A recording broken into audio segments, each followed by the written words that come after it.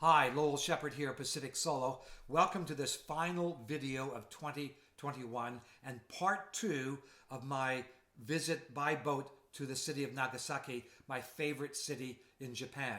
I've been home for 2 weeks. Wahine is still in Nagasaki. I'll rejoin her in a couple days' time. A year ago at this time, I was full steam ahead trying to get the boat ready by the end of January to then do a test run sail to Okinawa with the view of going to Canada in May, June in order to see my mother because of the strict quarantine conditions, etc. That was probably the best way I could get there. In the end, it took me a month longer to get the boat ready, and I still attempted the trip to Okinawa. It only proved that the boat and I weren't ready, so I had to abandon the plans of going this year and revert to my plans of doing this before doing the crossing of the Pacific solo by the time I'm 70. As a result, I've been on a training voyage touring around Japan instead, and now I'm in Nagasaki, my favorite city. And in this second episode about Nagasaki, I go exploring some of the places that are meaningful to me, particularly Martyrs Hill. Also go through Chinatown, which is the oldest Chinatown in Japan. I go to the European section. I go to the Gunkan Shima Digital Museum, and I see the Kankomaru sail by, which is a replica ship of the ship gifted by the King of Netherlands to the shogunate back in the mid-1800s as an enticement to open up the ports of Japan. So all that's coming in this episode. Plus, I had to resolve an electrical problem and replace my lithium, and I went back to lead acid, and I put in new sheets for the jib, and also hoist the flag just because it kind of seemed right to celebrate in Nagasaki. So please enjoy this episode. It's no frills. I have experimented with text graphics for several episodes because a growing number of Japanese are following me, and I thought it may be easier for them to read. Plus, I'd heard that some people watch YouTube videos but don't listen to them. So I thought maybe this was easier for people on trains or in the office, etc. But actually, I got no compliments and no thanks for the text graphics. I only received constructive criticism from people I know and from people I don't know. So I'm back to no frills videos. It's just me talking, maybe a little bit of music here and there, and just show you the images that I've seen in Nagasaki. So thank you for watching. See you next year. Enjoy the episode. And don't forget to like and share. It really helps me.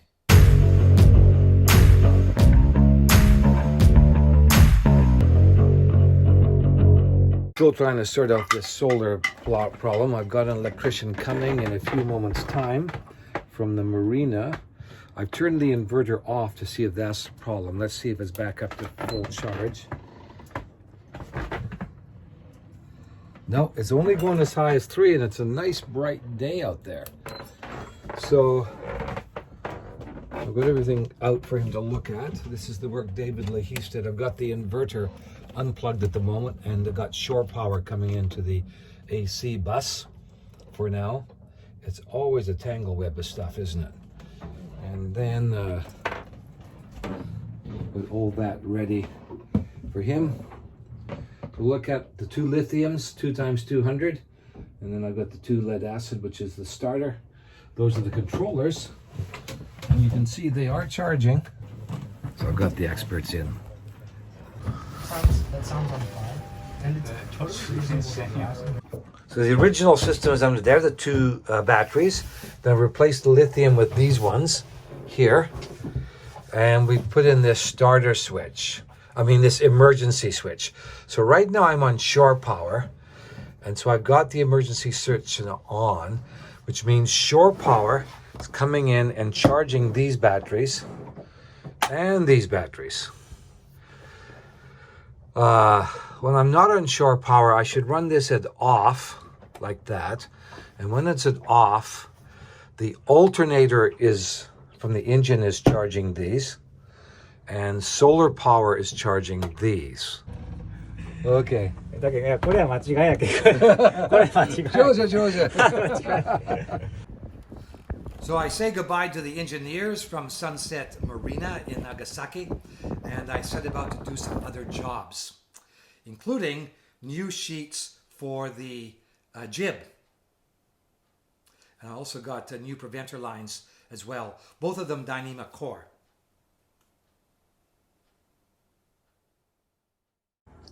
This has got to be one of my favorite tools on board this boat.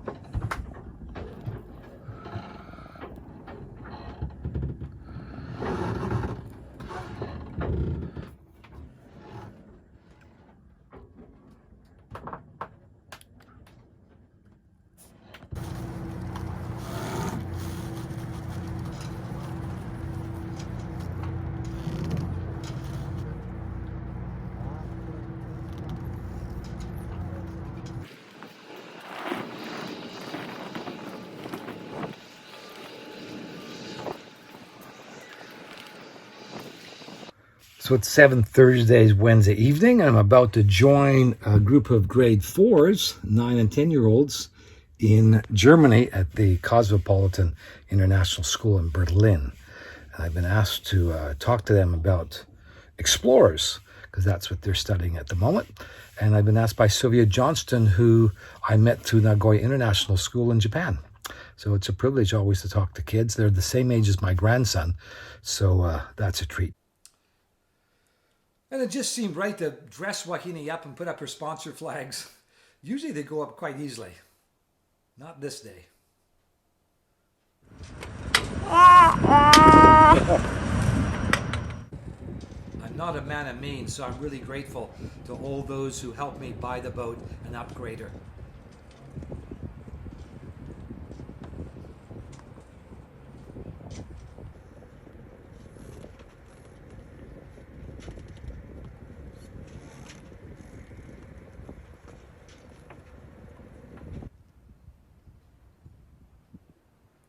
Well, Wahine just looks pretty here in the marina, and the Kunkel Maru sailed by. It's a replica boat of a boat given by the King of Netherlands to the shogunate back in the mid-1800s. And the Dutch helped train the Japanese. It was a naval training vessel. And here I am, kind of reenacting my arrival at Martyrs Hill in Nagasaki. I led 3 pilgrimages from Osaka by bicycle to this particular hill. This is where it culminated. And these were the final steps to climb. In fact, they were the only steps we climbed in the whole journey.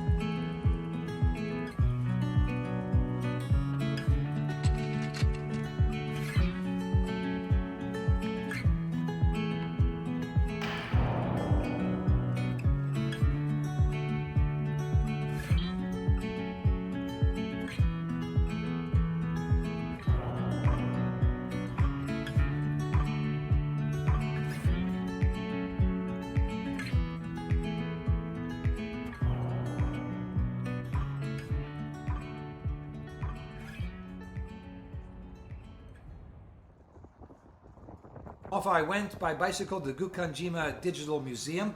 I'm going to talk more about this in the next episode, because I'm actually sailing to one of the abandoned islands from the coal mining period that does allow pleasure boats to come in. Quite amazing that they call this Wonder Island.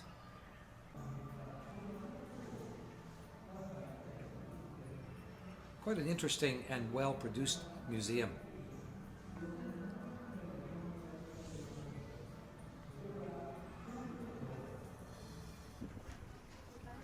Then I rode up to the European section and up to Glover Gardens and to the cathedral. I just love Nagasaki for its diverse history and topography. Okay, gotta pay to worship, I guess.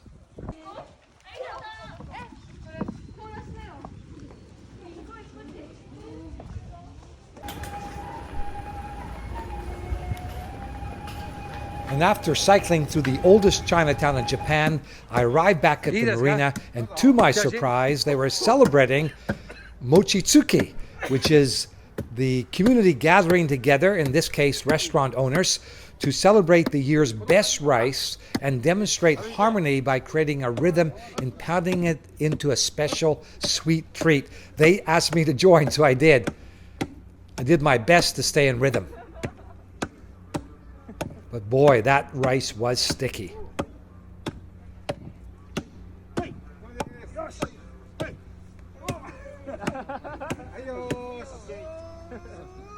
And then they invited me to join in the gooey goodness afterwards.